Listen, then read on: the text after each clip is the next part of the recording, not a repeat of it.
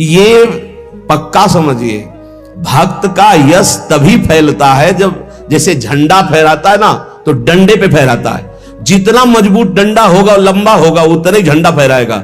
ये विरोध भाव, ये निंदा, ये तिरस्कार, ये वो डंडा है जिस पे भक्त का झंडा फहराता है।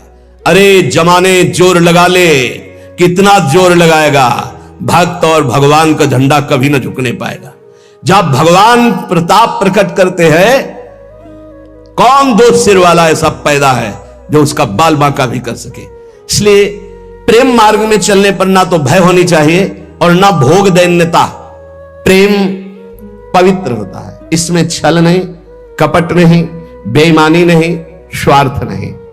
छल कपट बेईमानी जहां बुद्धि में है, जो चश्मा लगा छल कपट बेईमानी का, तो सब जगह लगता है छल कपट का ही राज्य है। हम जैसा चश्मा लगाते हमको वैसे दिखाई देने लगता है। लेकिन ये भगवत प्रेम मार्ग है। इस प्रेम मार्ग में अपनी श्रद्धा और विश्वास को श्यामा श्याम के चरणों में और अपने विवेक से संत का संग करना चाहिए। जहां हम बैठे हैं हमको क्या लाभ मिला है, जहां हम जुड़े हैं, सुन रहे हैं, उसमें हमारी बुद्धि की पवित्रता कितनी हुई है। लाभ देखा जाता है सुमिरन, त्याग, भगवत आकर्षण, ये कितना हमारे अंदर हुआ है।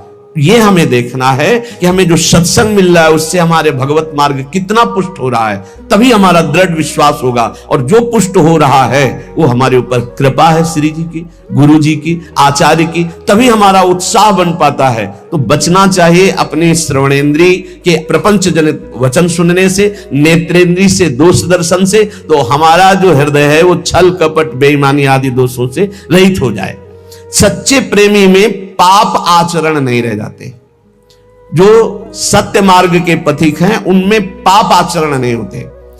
पाप होते हैं कामना के कारण, और कामना होती है देहाभिमान के कारण, और देहाभिमान होता है अज्ञान के कारण। सबका मूल अज्ञान और अविद्या है।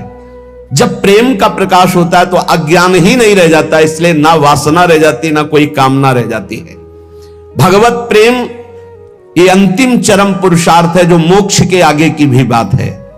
भगवत प्रेम अत्यंत दुर्लभ है, पर इसकी प्राप्ति कृपा से सहज में हो जाती है।